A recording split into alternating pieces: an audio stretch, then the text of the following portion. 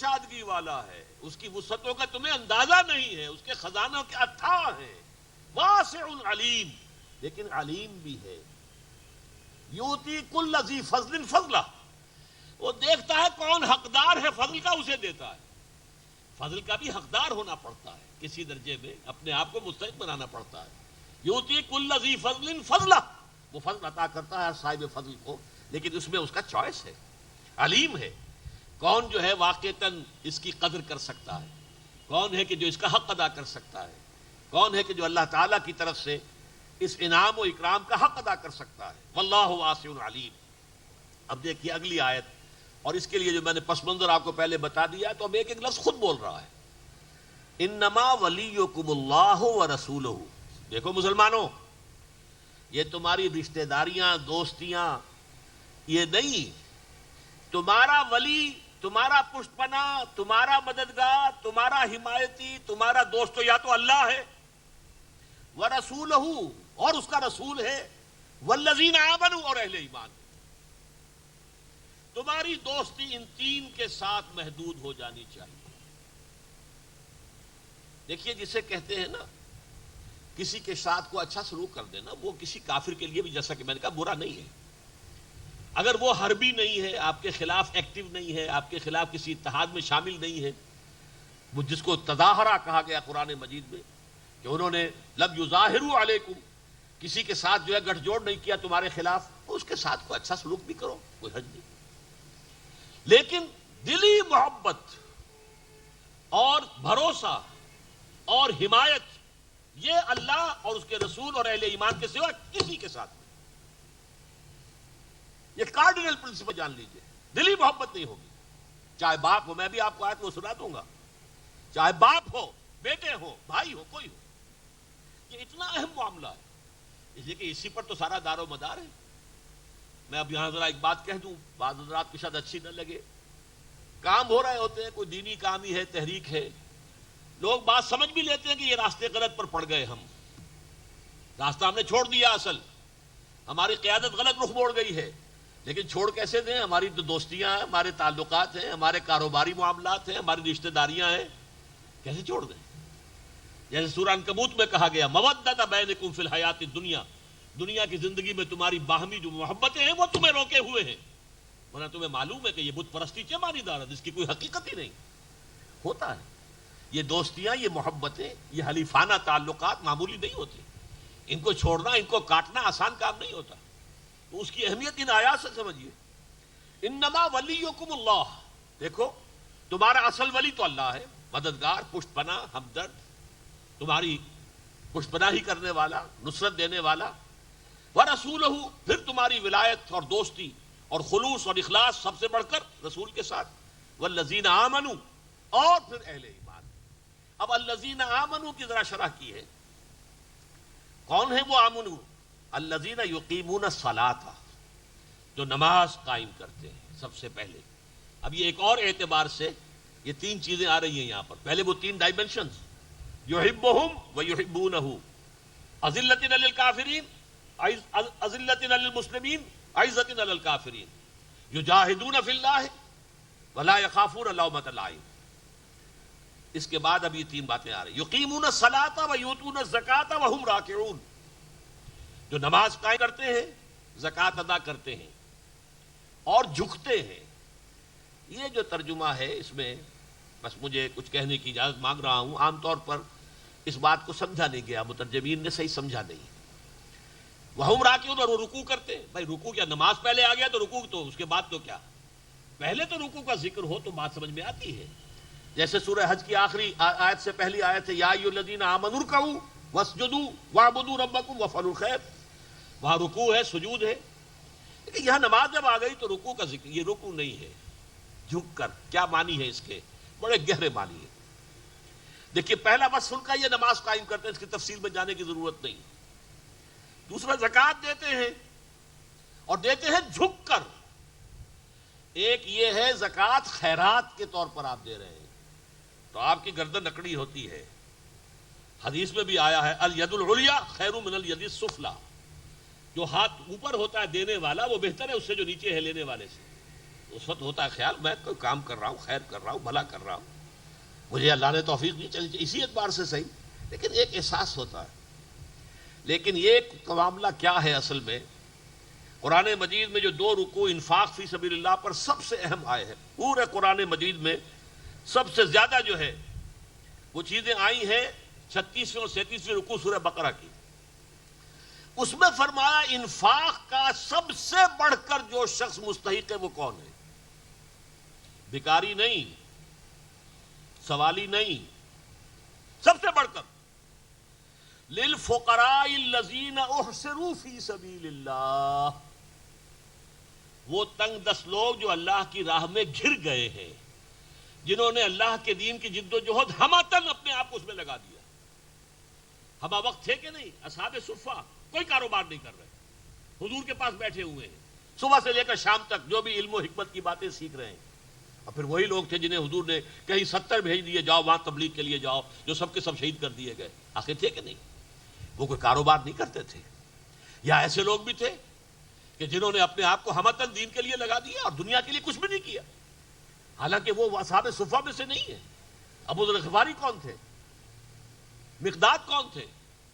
یہ جو فقراء صحابہ ہیں یہ ہمتن کارکن تھے، جیسے آج کل ہم جماعتوں میں کہتے ہیں بھائی یہ تو ہمہ وقت کارکن ہے، لیکن ہمہ وقت کارکن کو ہم کیا کرتے ہیں؟ تنخواہ دیتے ہیں۔ وہاں تنخواہ کوئی نہیں تھی، توکل اللہ پر، اور اگر کوئی تمہارا بھائی تمہاری کو مدد کر دے لے لو، بس توکل محض پر تھا۔ یہ تنخواہ دار ملازمین اور تنخواہ دار کارکنوں کا کوئی تصور حضور صلی اللہ علیہ وسلم کی زندگی میں ہمیں نہیں ملتا۔ ہم نے اختیار کیا ہے مجبوراً آج کے حالات کے تحت، جو مختلف جماعتوں میں ہے، ہمارے ہاں بھی ہے، کچھ نہ کچھ لوگوں کو ہم نے جنہیں ہمتن ہم نے لے لیا ہے تو آخر ان کی کفالت کا کوئی بندوبست کرنا پڑتا ہے۔ لیکن حضور کا معاملہ دیکھیے، وہاں کسی کے لیے کوئی تنخواہ نہیں تھی، نہ حضور کی کوئی تنخواہ تھی۔ کوئی مال غنیمت میں سے کچھ آ گیا ہے تو ٹھیک ہے، یا یہ کہ کوئی ہدیہ لے آیا ہے وہ لے آیا ٹھیک ہے، نہیں تو فاقے ہیں، کئی وقت کے فاقے، کئی وقت گزر جاتے تھے کہ حضور کی ازواج مطہرات کے گھروں میں چولہے نہیں جلتے تھے۔ یہ تو غزوہ خیبر کے بعد پھر دولت جو ہے آئی ہے تو کچھ نہ کچھ سہولتیں پیدا ہوئی۔ تو وہ حضرات جو تھے جو ہمتن کارکن تھے اس دینی جماعت کے، حزب اللہ، محمد الرسول اللہ کی حزب اللہ، یہ لفظ ابھی آ جائے گا اگلی آیت میں، اس کے جو ہمہ وقت کارکن تھے، للفقراء الذین احصروا فی سبیل اللہ، وہ فقراء، وہ تنگ دست لوگ جو گھر گئے اللہ کی راہ میں، اللہ کے جہاد میں، لا یستطیعون ضربا فی الارض، اب وہ زمین میں چل پھر نہیں سکتے اپنی روزی کمانے کے لیے۔ قافلے جاتے تھے، ادھر جا رہے ہیں ادھر جا رہے ہیں، اب قافلوں میں جائیں یا اللہ کے دین کے لیے جہاد کے لیے جائیں؟ لا یستطیعون ضربا فی الارض یحسبهم الجاہل اغنیاء من التعفف، جاہل انہیں یہ سمجھتا ہے کہ یہ غنی ہے اس لیے کہ وہ مانگتا تو ہے ہی نہیں۔ وہ اللہ کا بندہ جس نے اپنے آپ کو اللہ کے در پر بٹھا دیا، وہ کسی کے سامنے ہاتھ پھیلائے گا؟ ناممکن۔ وہ تو یہ کہ وہ تو ایک تو ہے سوالی جو آپ کے کپڑے پکڑ کر کھڑے ہو جاتے ہیں، وہ تو اپنی محنت پہ وصول کرتے ہیں آپ سے، تنگ آ کر آپ کچھ نکال کے ان کو دیتے ہیں تو وہ پیچھا چھوڑتے ہیں آپ کا، وہ تو مزدوری کی ایک شکل ہے جو بنا رکھی ہے لوگوں نے۔ لیکن یہ جو ہے اللہ کے وہ بندے جنہوں نے اپنے آپ کو دین کے لیے ہمتن فارغ کر دیا، اب توکل ہے، اللہ نے کوئی شے بھیج دی، اور اللہ تعالیٰ کے جو بھی بندے ہیں وہ اگر ان کے کوئی مدد کرتے، لیکن ایسے لوگوں کی مدد جو ہے اس طور سے نہیں ہو سکتی جیسے خیرات دی جاتی ہے، نہیں، وہ آپ کی مدد قبول کر لیں تو آپ ان کے احسان مند ہوں، وہ آپ کے احسان مند نہیں ہوں گے۔ فرمایا للفقراء الذین احصروا فی سبیل اللہ لا یستطیعون ضربا فی الارض یحسبهم الجاہل اغنیاء من التعفف تعرفهم بسیماہم، ان کے چہروں سے تم پہچان لوگے۔ فاقہ ہے تو چہرے پر تو اثر ہوگا، چہرہ اترا ہوا تو ہوگا۔ لا یسألون الناس الحافا، وہ لوگوں سے لپٹ کر سوال نہیں کرتے، مانگتے نہیں ہیں بھکاریوں کی طرح۔ یہ ہے اصل انفاق فی سبیل اللہ کے سلسلے میں 2 رکوعوں کا پورے مضمون کا آخری حصہ یہ ہے، یہ کلائمیکس ہے اس کا، اور یہ قرآن مجید کا یوں سمجھیے ذروہ سنام ہے انفاق فی سبیل اللہ کے موضوع پر 36ویں اور 37ویں رکوع جو ہے سورہ بقرہ کے۔ یہ ہے یہاں مراد کہ وہ جب دیتے ہیں، کچھ مدد کرتے ہیں، زکوٰۃ دیتے ہیں تو وہ جھک کر دیتے ہیں، وہ تن کر نہیں دیتے، وہ اپنے ان ساتھیوں کا احسان مانتے ہیں کہ آپ نے ہماری یہ جو مدد تھی قبول کر لی، اس کے لیے وہ نہیں ہے کہ تن کر گردنوں جو یہ تین اوصاف آئے یہاں پر ان لوگوں کے جو جہاد فی سبیل اللہ کی راہ میں ہے. انما ولیکم اللہ ورسولہ والذین آمنوا الذین یقیمون الصلاۃ ویؤتون الزکاۃ وہم راکعون. یقیناً تمہارا ولی اللہ ہے اور اس کا رسول صلی اللہ علیہ وسلم اور اہل ایمان. کون اہل ایمان؟ جو نماز قائم کرتے ہیں، زکوٰۃ ادا کرتے ہیں اور جھک کر ادا کرتے ہیں، سر اٹھا کر نہیں، کوئی حاکمانہ انداز میں نہیں، محسنانہ انداز میں نہیں، احسان پذیری کے انداز میں کہ گویا کہ آپ نے قبول کیا ہے تو یہ آپ کا احسان ہے کہ آپ نے میرا یہ تعاون قبول فرما لیا. اب آگے چلیے.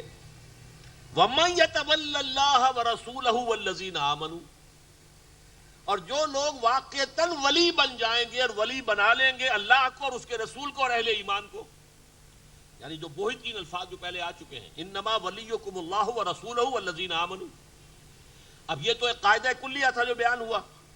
اب جو لوگ اس معیار پر پورے اتر آئے ان کے لیے خوشخبری آ رہی ہے.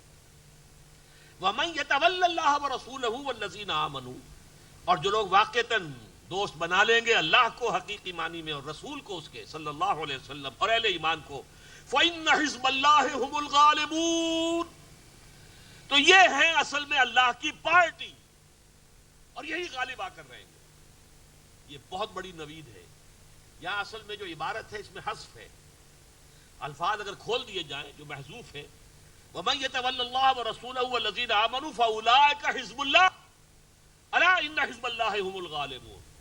جو لوگ اس ٹیسٹ میں پورے ہو جائیں گے کہ ان کی دوستی دلی اور ان کی محبت قلبی صرف اللہ اور اس کے رسول اور اہل ایمان کے ساتھ ہو، صادق الایمان اہل ایمان، منافقین نہیں، ضعفاء نہیں، پیچھے ہٹنے والے نہیں، آگے بڑھنے والے، یجاہدون فی سبیل اللہ ولا یخافون لومۃ لائم، جو اس تین ڈائمنشن پر پورے اترنے والے ہیں. ان کے ساتھ اگر ان کی ایمان دوستی کا جو دائرہ محدود ہو گیا، فاولئک حزب اللہ، تو اب یہ مل جل کر اللہ کی ایک جماعت بن جائیں گے. الا ان اولیاء ان حزب اللہ هم الغالبون، اور جان لو کہ اللہ تعالیٰ کی یہ پارٹی جو ہے بالآخر وہی غالب رہے گی. اب ذرا اس مضمون کی اہمیت کے اعتبار سے پھر وہی اصول بیان کر رہا ہوں کہ اہم مضامین قرآن میں 2 دفعہ ضرور آتے ہیں. یہ سورہ مجادلہ کی آخری آیت آپ کو سنا رہا ہوں.